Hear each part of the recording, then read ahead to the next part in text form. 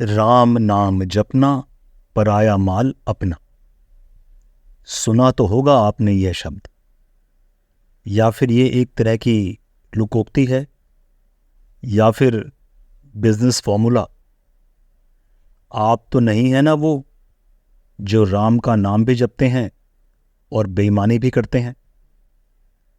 यह यूं ही कही गई बात नहीं है। न जाने कितने समय से हम इस बात को सुन रहे हैं, राम नाम जपना पराया माल अपना। यानी जिस पर अधिकार न हो, जिसका स्वामित्व आपके पास न हो, जो वस्तु आपकी नहीं है, उसे राम के नाम पर बरगला कर प्राप्त कर लेना, या फिर झूठी बात कहना,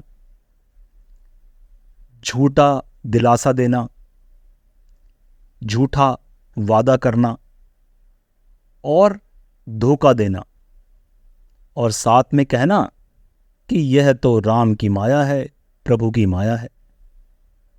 प्रभु की माया तो है, और प्रभु की माया ये है कि धूर्त व्यक्ति ऊंचे सिंहासन पर पहुंच जाता है।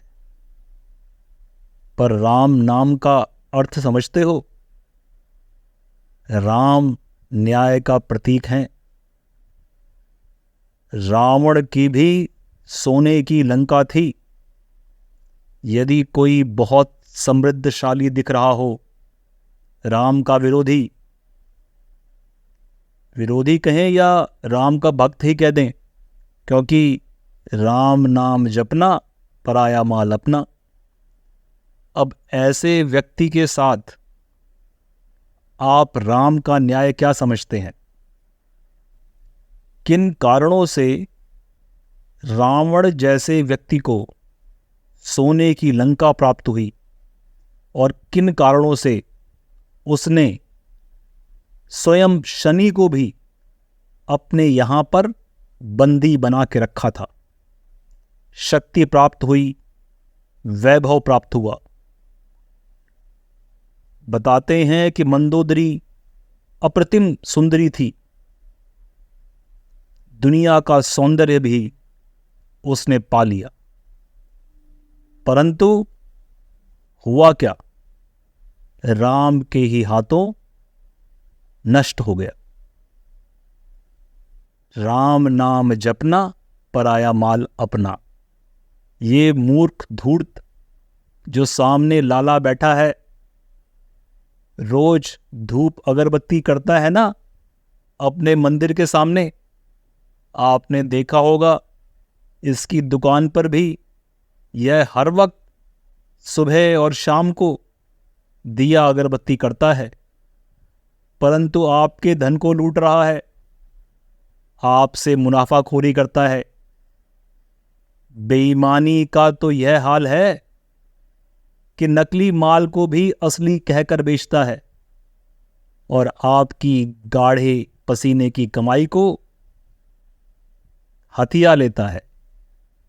राम नाम जपना पराया माल अपना।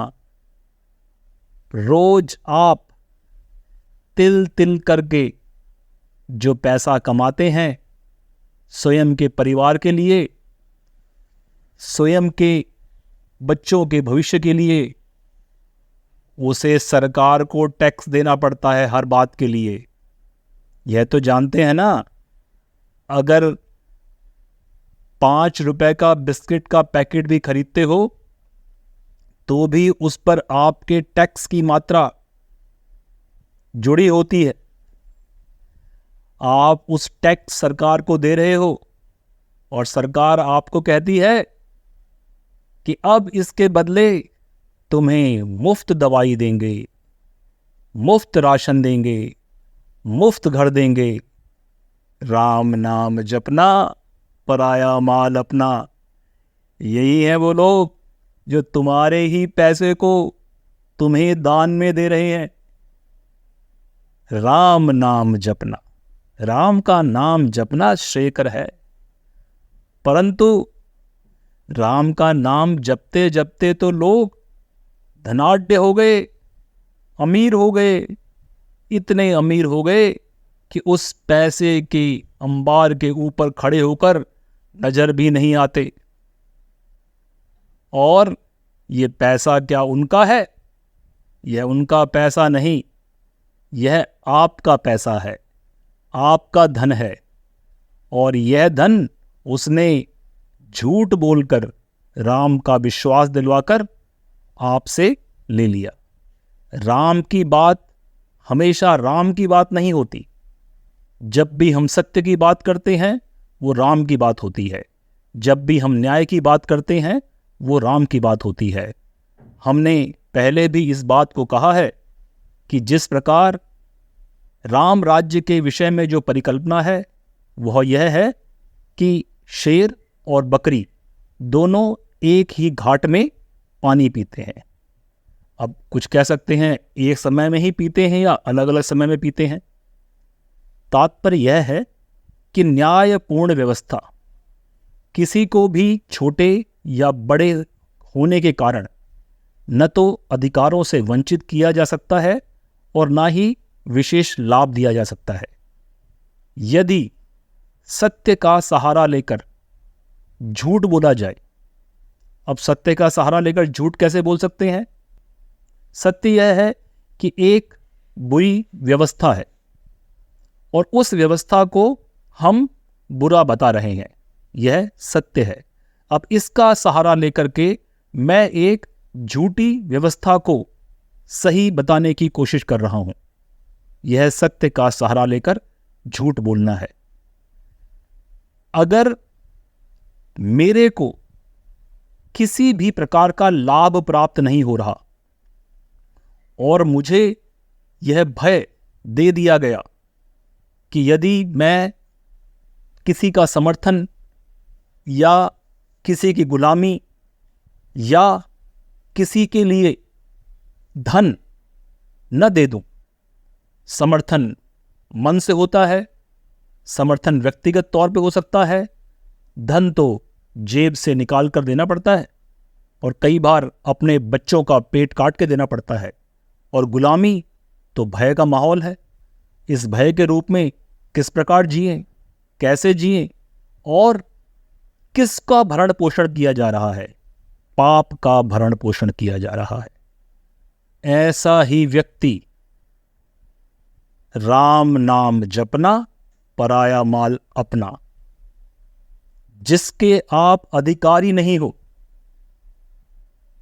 जिसको आपने झूठ बोलकर प्राप्त कर लिया है, राम का नाम लेकर प्राप्त कर लिया है। और जब राम का नाम आप लें तो यह समझे यह नाम है सत्य और न्याय का। जहां भी सत्य और न्याय की बात हो रही है, आपका धर्म अलग हो सकता है, आपका इष्ट अलग हो सकता है, आप शिव की पूजा कर सकते हैं, तो शिव का कोई नाम लेकर के बेईमानी करे तो उसको छूट थोड़े ही है। या फिर कोई किसी और भगवान का, किसी और इष्ट का नाम लेकर के बेईमानी करे, राम तो प्रतीक हैं सत्य और न्याय के। तो इसलिए पहली बात कि कभी भी राम का सहारा लेकर बेईमानी न करें, झूठ न बोलें, धोखा न दें, और वह समृद्धि के साधन जो किसी ने अपने बच्चों की सुरक्षा के लिए, अपने परिवार की रक्षा के लिए, अपने बच्चे और परिवार के भविष्य के लिए संभाल रखे हैं, उसको न लूट लें या फिर ऐसा माहौल न बना लें कि आपके साथी संगी उसे लूटकर अपनी जेबों में भरने का काम करें। मैं इस बात को स्पष्ट रूप से कहना चाहता हूं, राम के जो दोषी हैं उनका समर्थन करना भी, यद्यपि आप वो पाप नहीं कर रहे हैं, वो समर्थन करना भी जो राम के नाम पर बरगला रहे हैं, उनका समर्थन करना भी उसी पाप का भागीदार बनना होता है। उसी पाप में आपकी हिस्सेदारी बढ़ जाती है और फिर आप लुट भी रहे हो, तब राम को उस लूट से, उस लुटने से उसमें शामिल न करें। राम न्याय की बात कर रहे हैं, अन्याय का साथ देना न्याय नहीं होता।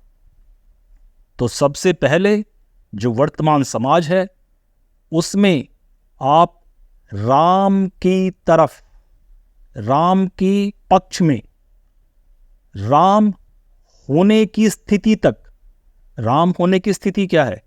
राम राज्य की स्थिति है। और जब हम राम राज्य की स्थिति करते हैं तो वह स्थिति जहां न्याय होगा। न्याय का अर्थ सबको समभाव के साथ देखा जाएगा।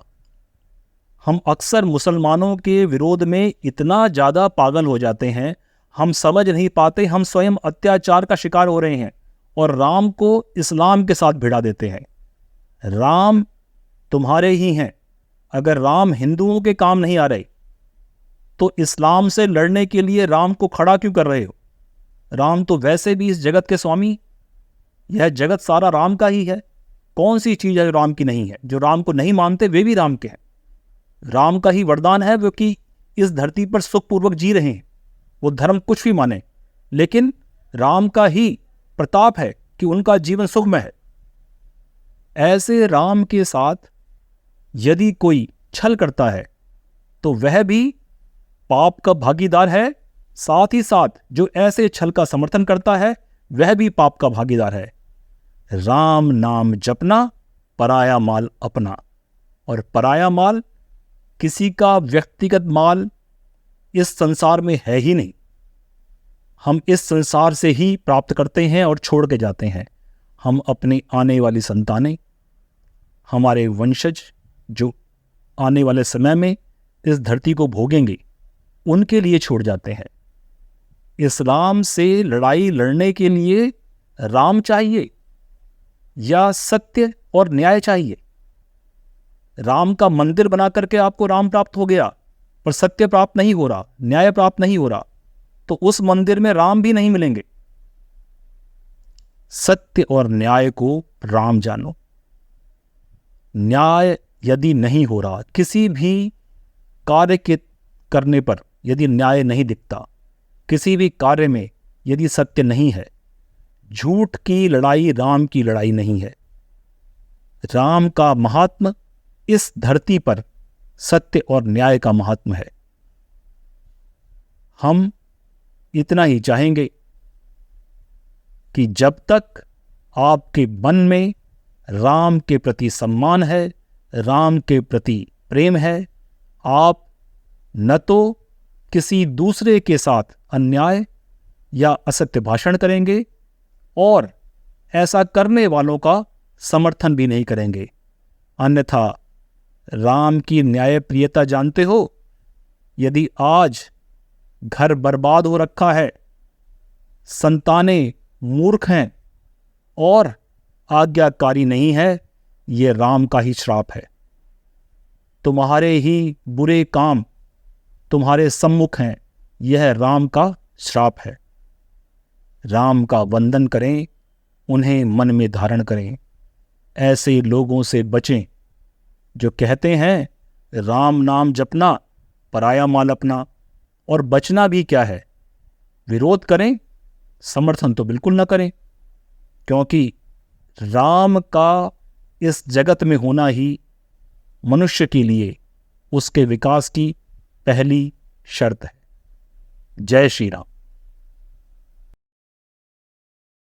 चारों वेदों, 10 उपनिषदों के ज्ञाता, महान ब्रह्मनिष्ठ तथा स्वयं ब्रह्मवेद के रचनाकार राकेश प्रसाद पुरोहित जी द्वारा वाचन किया गया यह वृतांत केवल सत्य के विभिन्न रूपों का दर्शन है। सत्य सर्वत्र है। जिज्ञासा से सत्य प्राप्त होता है। दर्शक अपने दर्शन से सत्य को जांचे। सत्य मार्ग का यही आचरण है। नमो ब्रह्म।